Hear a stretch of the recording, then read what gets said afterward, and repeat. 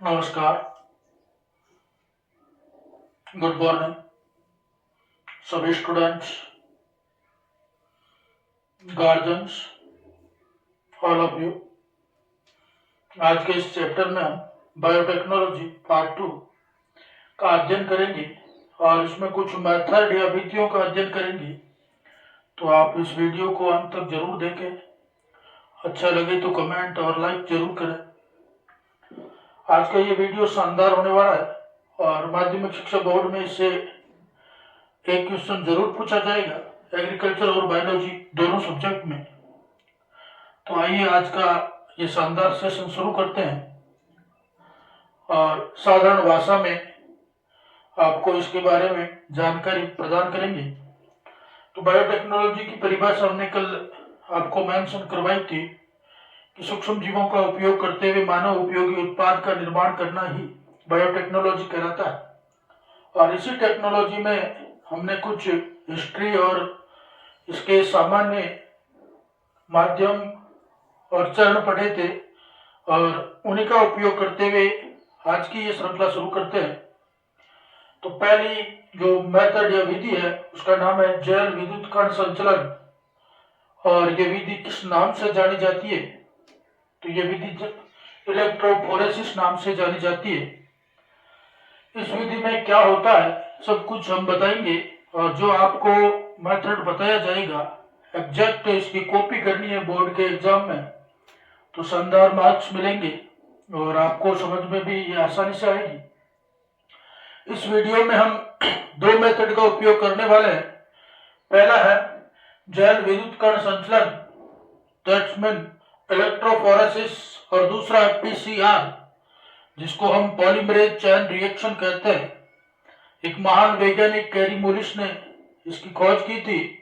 तो ये खोजकर्ता अपने आप में क्वेश्चन लेके आता है। तो आइएगा आज का शानदार वीडियो शुरू करते हैं। वीडियो को अंत तक जरूर देखें और अच्छा लगे तो कमेंट जरूर करें। तो ये वीडियो शुरू हो रहा है। तो इसमें जैव विद्युत कण संचलन के बारे में हम विस्तार से अध्ययन करेंगे कि क्या होता है जैव विद्युत कण संचलन। विद्युत इलेक्ट्रोसिटी यानी इलेक्ट्रिसिटी के रूप में हम विद्युत का कैसे कण संचलन कर सकते हैं। आपको पता है कि डीएनए एक ऋण आवेशित कण होता है और सदैव एनोड की ओर आकर्षित होता है। तो इसी को ध्यान में रखते हुए ये मेथड लिखा गया है। सबसे पहले क्या किया जाएगा इस मेथड में कि प्रतिबंधन एंजाइम यानी डिस्ट्रैक्शन एंजाइम द्वारा काटे गए या अलग किए गए वांछित डीएनए खंडों को जिस विधि द्वारा अलग किया जाता है उसी विधि को हम क्या कहते हैं? इलेक्ट्रोफोरेसिस कहते हैं। तो इसमें ज्ञान क्या रखना है कि इलेक्ट्रोफोरेसिस द्वारा यानी कि रिस्ट्रैक्शन एंजाइम द्वारा जो काटे गए वांछित डीएनए के खंड है और इन खंडों को जिस विधि से काटते हैं उसी का नाम क्या है? इलेक्ट्रोफोरेसिस है। अगला क्या है कि इस इलेक्ट्रोफोरेसिस के लिए माध्यम की आवश्यकता होगी और वो माध्यम होगा हमारा एगारोज। अब आपके मन में ये क्वेश्चन आ सकता है कि एगारोज किससे बनता है?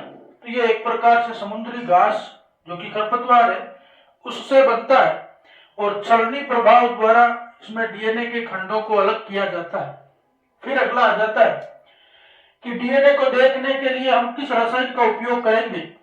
तो ये भी एक अपने आप में क्वेश्चन है, किस रसायन का उपयोग करेंगे। तो इस रसायन का नाम है इथिडियम ब्रोमाइड।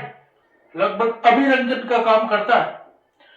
सैपरीन भी होता है और इयोसिन भी होता है, लेकिन इसमें हम इथिडियम ब्रोमाइड का ही उपयोग करने वाले हैं।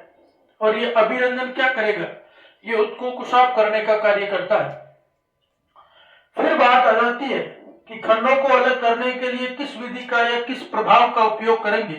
तो क्षालन प्रभाव का उपयोग करेंगे, इसको छलनी प्रभाव भी कह सकते हो। छलनी का मतलब है छोटे छोटे खंडों में विभाजित करना। तो ये एक क्षालन प्रभाव हो जाता है। अब बात आती है कि इसमें क्या करेंगे। तो हम इसमें एक इलेक्ट्रिक प्लेट लेते हैं और उस प्लेट में एगारो जेल डाल देते हैं और उसी प्लेट में दो टर्मिनल होते हैं जिसको एनोड और कैथोड टर्मिनल कहते हैं।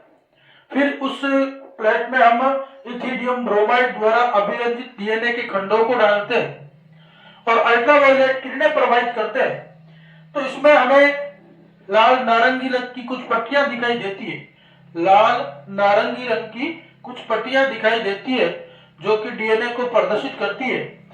जो कि डायग्राम क्या बता रहा है, इसमें इस प्रकार से डीएनए की ये पट्टियां हैं। यहाँ पर ये इलेक्ट्रॉन के लिए दो टर्मिनल बने हुए, ये जेल माध्यम यहाँ पर डाला हुआ है और ये जो टेम्पलेट है, ये 4 टेम्पलेट डीएनए है और इन्हीं से यहाँ के डीएनए के खंड बन रहे हैं और इन्हीं खंडों का उपयोग हम पुनर्योगज डीएनए में करेंगे।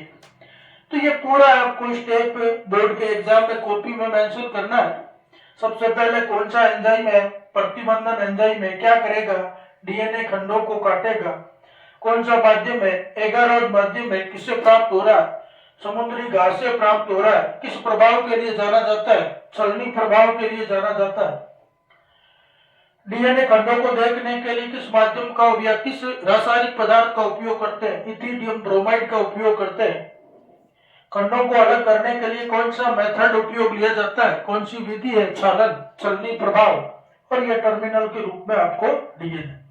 दूसरा जो मेथड है उसका नाम है पीसीआर। पीसीआर ये भी इंपॉर्टेंट है। पूरा नाम क्या है, पॉलीमरेज श्रृंखला अभिक्रिया। पॉलीमरेज को कहते हैं बहुलक। तो बहुलक श्रृंखला अभिक्रिया, बहुलक क्या होते हैं, अनेक एकलक इकाइयां जब आपस में जुड़ती है तो उसी को हम कहते हैं पॉलीमर, और पॉलीमर से बना है पॉलीमरेज। खोजकर्ता कौन है, कैरीमोलिस। उपयोगी एंजाइम कौन सा है, डीएनए पॉलीमरेज एंजाइम है। प्राप्त कहां से किया जाता है, बहुत इंपॉर्टेंट है, very very most. Thermus aquaticus से प्राप्त किया जाता है। क्या प्राप्त किया जाता है, डीएनए पॉलीमरेज एंजाइम प्राप्त किया जाता है। फिर इसका कार्य क्या है, तो फंक्शन यानी कार्य वर्क है, पुनर्योगज डीएनए को टेम्पलेट के रूप में उपयोग कर इसकी प्रतियां बनानी। टेम्पलेट क्या जानते हो आप, टेम्पलेट का मतलब है कि कुछ ऐसी प्रतियां जो अपने आप में समान होती है, उसी को हम यहाँ टेम्पलेट कह सकते हैं। तो पीसीआर में क्या लिखना है, सबसे पहले खोज, पूरा नाम पॉलीमरेज चेन श्रृंखला अभिक्रिया, ये लिख लोगे आप। फिर खोजकर्ता कौन है, कैरीमोलिस, ये भी आराम से लिख पाओगे। उपयोगी एंजाइम कौन सा है, डीएनए पॉलीमरेज एंजाइम है, आसान है। ये कहां से प्राप्त होता है, थर्मस एक्वेटिक्स से प्राप्त होता है।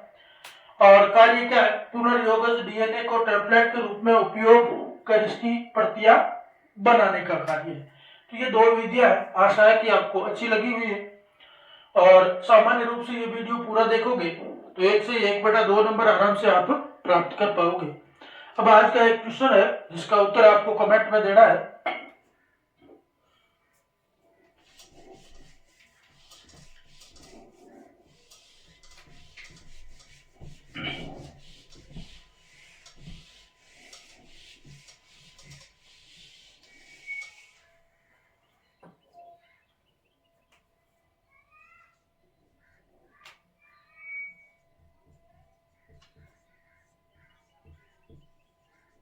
बायोटेक्नोलॉजी में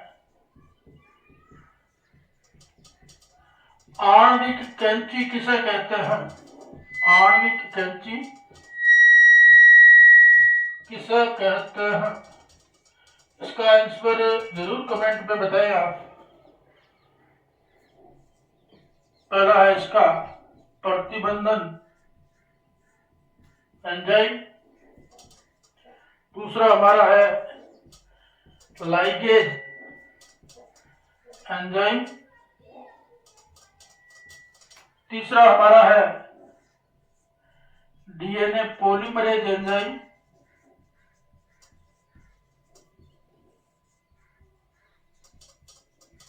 और आपका चौथा ऑप्शन हो जाता है ऑक्सीन। तो जरूर कमेंट में इसका आंसर दें ताकि अगले वीडियो में आपको और अच्छी जानकारी प्राप्त हो सके। तो इस चैनल को लाइक, सब्सक्राइब और शेयर करें और ऐसे ही वीडियो देखते रहे। धन्यवाद।